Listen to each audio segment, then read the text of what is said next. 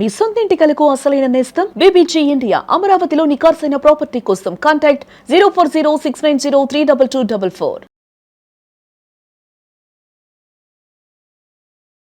10 గ్రాముల బంగారానికి 2 లక్షలు పెట్టి కొనుక్కునే స్తోమత మీ దగ్గర ఉందా? ఇవాళ బంగారం ధర 1,61,000 ఉంది. అంటే 2 లక్షలకు కేవలం 39,000 మాత్రమే తక్కువ ఉంది. సరిగ్గా 2-3 నెలల్లో బంగారం ధర 2 లక్షలకు చేరే అవకాశం ఉంది. మరి ఆ రోజు బంగారం కొనేంత డబ్బు మీ దగ్గర ఉందా? లేదంటే రెడీ చేసుకోండి. అతి కొద్ది రోజుల్లోనే మీరు 10 గ్రాముల బంగారాన్ని 2 లక్షలు పెట్టి కొనుగోలు చేయక తప్పదు. అలా ఎందుకు అనుకుంటున్నారా? అసలు బంగారం ధరలు ఎందుకు ఇలా పెరుగుతున్నాయని ఆలోచిస్తున్నారా? అయితే పదండి, బంగారం ధర గురించి కాదు, ఇవాళ ఆ ధరలు పెరగడం వెనుక ఉన్న అసలు రహస్యాల గురించి కూడా మాట్లాడుకుందాం. మనం రోజు పేపర్లో బంగారం ధర పెరిగింది, రికార్డులు బద్దలు కొట్టిందని చదువుతున్నాం కదా. కానీ ఈ ధరల పెరుగుదల వెనుక ఒక పెద్ద దేశం మాస్టర్ ప్లాన్ ఉందని మీకు తెలుసా? ఆ దేశం ఏదో కాదు, చైనా. గత కొన్ని నెలలుగా ప్రపంచ గోల్డ్ మార్కెట్ లో చైనా చేస్తున్న పని చూస్తే ఆర్థికవేత్తలే ఆశ్చర్యపోతున్నారు. అసలు చైనా సెంట్రల్ బ్యాంక్ టన్నుల కొద్ది బంగారాన్ని ఎందుకు కొనుగోలు చేస్తుంది? ఆ దేశం గోల్డ్ విషయంలో ఎందుకింత అగ్రెసివ్ గా మారింది? కేవలం చైనా మాత్రమేనా, లేక ప్రపంచం మొత్తం ఇదే బాటలో ఉందా? అసలు ఇంటర్నేషనల్ మార్కెట్ సామాన్యుడికి ఇస్తున్న వార్నింగ్ బెల్ ఏంటి? ఇప్పుడున్న పరిస్థితుల్లో మనం బంగారం కొనాలా వద్దా? ఈ ప్రశ్నలన్నిటికీ సమాధానం ఈ వీడియోలో మీరు క్లియర్ గా తెలుసుకోవచ్చు. ఫస్ట్ పాయింట్, అసలు చైనా అంత బంగారాన్ని ఎందుకు కొంటోంది? దీనికి సింపుల్ ఆన్సర్ డీ-డాలరైజేషన్. అర్థమయ్యేలా చెప్పాలి అంటే ఇప్పటి వరకు ప్రపంచ వాణిజ్యం మొత్తం అమెరికా డాలర్ చుట్టూ తిరుగుతోంది.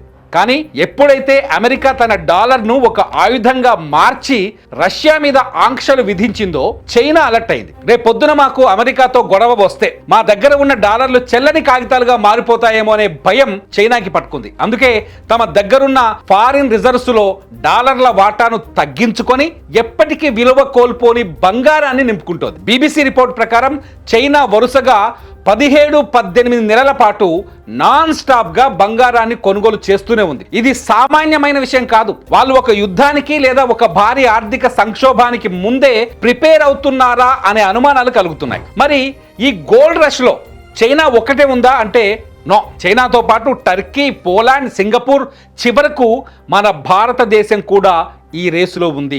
వరల్డ్ గోల్డ్ కౌన్సిల్ డేటా చూస్తే సెంట్రల్ బ్యాంకులు రికార్డు స్థాయిలో బంగారం కొంటున్నాయి. కానీ ఇక్కడ గమనించాల్సిన విషయం ఏంటంటే అందరికంటే ఎక్కువ ఆకలితో ఉంది మాత్రం చైనానే. వాళ్ళు కేవలం గవర్నమెంట్ లెవెల్లోనే కాదు, చైనాలోని సామాన్య ప్రజలు కూడా రియల్ ఎస్టేట్ మార్కెట్ పడిపోవడంతో తమ సేవింగ్స్ మొత్తాన్ని గోల్డ్ బిస్కెట్ల రూపంలోకి మార్చుకుంటున్నారు. సో ఒకవైపు సెంట్రల్ బ్యాంకు కొనుగోలు, మరోవైపు పబ్లిక్ కొనుగోలు, ఈ రెండూ కలిసి గ్లోబల్ మార్కెట్ లో డిమాండ్ షాక్ ని క్రియేట్ చేశాయి. సరే, ఇదంతా మనకేం చెబుతోంది? అంతర్జాతీయ మార్కెట్ మనకిస్తున్న సందేశం చాలా క్లియర్. అదేంటంటే అన్సర్టనిటీ. సాధారణంగా ప్రపంచ ఆర్థిక వ్యవస్థ బాగున్నప్పుడు, స్టాక్ మార్కెట్లు బాగున్నప్పుడు బంగారం ధరలు పెద్దగా పెరగవు. కానీ ఎప్పుడైతే బంగారం ఇలా రాకెట్ లాగా దూసుకెళ్తుందో దాని అర్థం ఇన్వెస్టర్లకు, దేశాలకు భవిష్యత్తు మీద నమ్మకం పోతుంది అని. జియో పొలిటికల్ టెన్షన్స్, అమెరికా అప్పుల ఊబిల్లో కూరుకుపోవడం, కరెన్సీల మీద నమ్మకం తగ్గడం, ఈ కారణాల వల్లే gold is the only king అని మార్కెట్ నిరూపిస్తోంది. ఇది కేవలం ధర పెరుగుదల కాదు, ఇది ఒక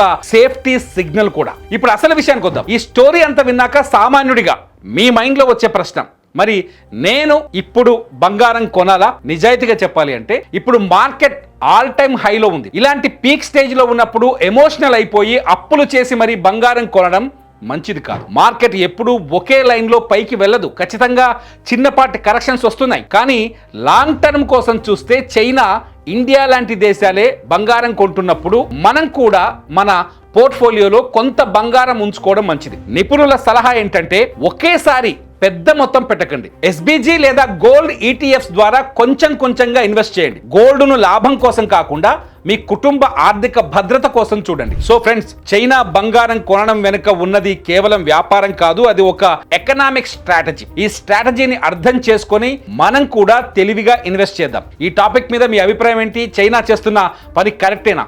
ఖచ్చితంగా కామెంట్ చేయండి. మీ కామెంట్స్ పైన నేను మరో వీడియో చేయడానికి ట్రై చేస్తా. చూస్తూనే ఉండండి సుమన్ టీవీ.